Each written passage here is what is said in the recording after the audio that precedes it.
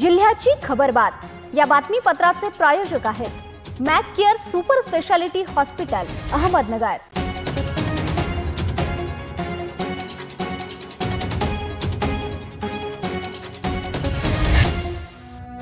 प्रेक्षको नमस्कार, मी मानसी। पाहूयात अहिल्यानगर जिल्ह्यातील महत्त्वपूर्ण बातम्यांचा आढावा जिल्ह्याची खबरबातमध्ये। अकोले तालुक्यातल्या शेंडी गावात काही दिवसांपासून बिबट्याने दहशत माजवली होती। बिबट्याने गावातील प्राण्यांना शिकार बनवले होते, त्यामुळे स्थानिक लोकही बिबट्याच्या भीतीमुळे घराच्या बाहेर जायला घाबरत होते। वन विभागाने लावलेल्या पिंजऱ्यात हा बिबट्या अडकला असल्यामुळे आता लोक बिबट्याच्या दहशतीमधून विसावले आहे। उसात बऱ्याच दिवसापासून बिबट्या लपून बसल्याचे आढळले होते। जेथे वर्षानुवर्ष अन्नदान होते, लोक तृप्त होतात, तेथे सकारात्मक ऊर्जा अधिक तयार होते। काळ भैरवनाथ देवस्थान जवळ सुरू असलेल्या अन्नदानाच्या यज्ञामुळे प्रत्येक वर्षी लाखो लोक समाधानी होत आहे। या भूमीत गोशाळेत गोसेवा होते। देवस्थान जवळ आल्यानंतर मोठी सकारात्मक ऊर्जा असल्याचे जाणवते। अन्नदान हे पुण्याचे कर्म आहे, प्रत्येक मनुष्याच्या हातून ते व्हावे, असे मत रामायणाचार्य पारस महाजन मुथा यांनी व्यक्त केले आहे।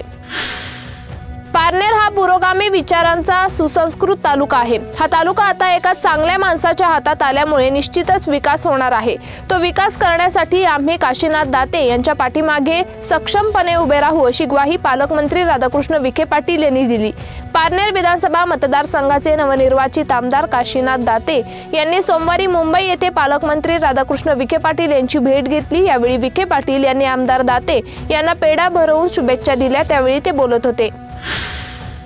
कोल्हार-घोटी राज्यमार्गावर शहरानजीक बंदी असतानाही अवैधरित्या गुटख्याची वाहतूक करणाऱ्यास गुटखा आणि वाहन असा मिळून 6,93,600 रुपयांच्या मुद्देमालासह पकडले आहे। सदर कारवाई अहिल्यानगर स्थानिक गुन्हे शाखेच्या पथकाने सोमवारी दुपारी 12 वाजताच्या सुमारास केली आहे। यामुळे अवैध धंदे चालकांना चांगलीच खळबळ उडाली आहे। याबाबत संगमनेर शहर पोलिसांकडून मिळालेली अधिकची माहिती अशी की राज्यात गुटखा बंदी असतानाही वाहतूक होत असल्याची माहिती गुन्हे शाखेचे पोलीस निरीक्षक दिनेश आहेर यांना मिळाली होती।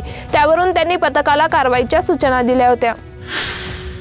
विद्यार्थिनीशी अश्लील चॅटिंग केल्याच्या आरोपावरून एका महाविद्यालयीन प्राध्यापकावर निलंबनाची कारवाई करावी या मागणीसाठी झालेल्या आंदोलनामुळे अकोल्यात काही काळ तणावपूर्ण स्थिती निर्माण झाली होती।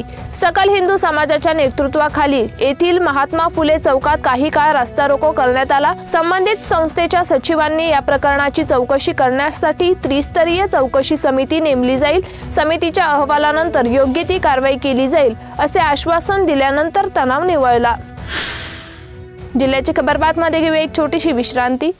रोखोक पत्रकारिता, निर्भीड बाणा आणि कणखर भूमिका, महाराष्ट्राचा सखा, सत्याचा पाठीराखा, शब्दांचं सामर्थ्य, विश्वसनीयतेची उंची, न्यूज 24 सह्याद्री। विश्रांतीनंतर तुमचं पुन्हा एकदा स्वागत। पाहूयात पुढील बातम्या। महायुती सरकारने सुरू केलेल्या लाडकी बहीण, महिलांना एसटी प्रवासात सवलत, वैयक्तिक लाभांच्या अनेक योजनांचा वर्षाव, शेतकऱ्यांना कृषी पंपाचे वीज बिल माफी, कापूस सोयाबीनसाठी भावांतर योजना अशा लोकाभिमुख निर्णय व बटेंगे तो कटेंगे सारख्या घोषणा याची जादू चालली आहे असं दिसून येत आहे। त्यामुळे मतदारांनी भरभरून प्रतिसाद देत राज्यात अनेक दिग्गजांचा पराभव झाला। आमदार अमोल खताळ यांनी काँग्रेसचे ज्येष्ठ नेते माजी आमदार बाळासाहेब थोरात यांचा दारुण पराभव करत संगमनेर विधानसभेत इतिहास घडवला। एका सायबर कॅफे चालकाने 40 वर्षाचा बुरुज हलवला। शिवसेनेने यंदा काँग्रेसच्या वर्चस्वाला शिवसेनेने सुरुंग लावला आहे। श्रीरामपूर शहराला पाणी पुरवठा करणाऱ्या गोवंधनी परिसरातील दोन्ही साठवण तलावातील पाणी जवळजवळ संपले असून सध्या तलावामध्ये असलेल्या पाण्याचा पुरवठा शहरवासियांना केला जात आहे। कमी वेळ होणाऱ्या या पाण्यामध्ये दुर्गंधीचे प्रमाण खूप असून पाण्याचा रंग देखील बदलला आहे। लहान मुले उलटी जुलाबाने आजारी पडली आहे। निवडणुकीच्या आचारसंहितेमुळे धरणातील पाणी सोडण्याचा निर्णय वेळेत न झाल्याने शहरातील नागरिकांवर दुर्गंधीयुक्त पाणी पिण्याची नामुष्की आल्याचे नगरपालिकेच्या पाणी पुरवठा विभागातील चर्चेतून दिसून आले आहे।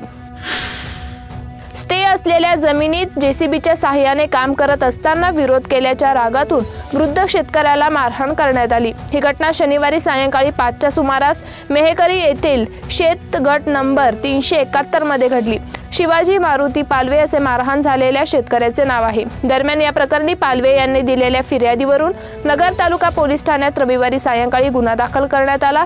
एकनाथ विष्णू शिरसाट, अर्जुन हरिभाऊ शिरसाट, अक्षय हरिभाऊ शिरसाट, अर्जुन हरिभाऊ शिरसाट अशी गुन्हा दाखल झालेल्यांची नावे आहे। नुकत्याच झालेल्या विधानसभा निवडणुकीत श्रीगोंदा विधानसभा मतदारसंघात भारतीय जनता पक्षाचे ज्येष्ठ नेते बबनराव पाचपुते यांचे सुपुत्र विक्रमसिंह पाचपुते विजयी झाले। श्रीगोंदा हा पाचपुते यांचा बालेकिल्ला। या मतदारसंघाचे बबनदादांनी 35 वर्ष प्रतिनिधित्व केले आहे। आता त्यांचे सुपुत्र विक्रमसिंह पाचपुते या मतदारसंघाचे प्रतिनिधित्व करणार आहे। दरम्यान श्रीगोंदा तालुक्याला आणखी एक आमदार मिळणार असल्याची बातमी समोर येत आहे। राहुल जगताप हे विधान परिषदेवर जाऊ शकतात असा दावा प्रसार माध्यमांमध्ये होत आहे। राज्यातील महत्त्वाच्या असलेल्या विधानसभा निवडणुका आता पार पडल्या व आता सगळ्यांना वेध लागले आहे की राज्याचा मुख्यमंत्री कोण असणार व मंत्रिमंडळामध्ये कोणाच्या गळ्यात मंत्रिपदाची माळ पडणार याबाबत आता सगळ्यांना उत्सुकता लागून राहिली आहे। सध्या अहिल्यानगर जिल्ह्याचे एकंदरीत चित्र बघितले तर या ठिकाणाहून भाजपाच्या दोघांना तर अजित पवार गटातील एका आमदाराला मंत्रिपद मिळेल अशी शक्यता आहे। जिल्ह्याची खबरबात मध्ये इथेच थांबतोय, मात्र तुम्ही पाहत रहा न्यूज 24 सह्याद्री। जिल्ह्याची खबरबात या बातमीपत्राचे प्रायोजक होते Mac care super speciality hospital Ahmednagar. शब्दांचं सामर्थ्य, विश्वसनीयतेची उंची, न्यूज 24 सह्याद्री।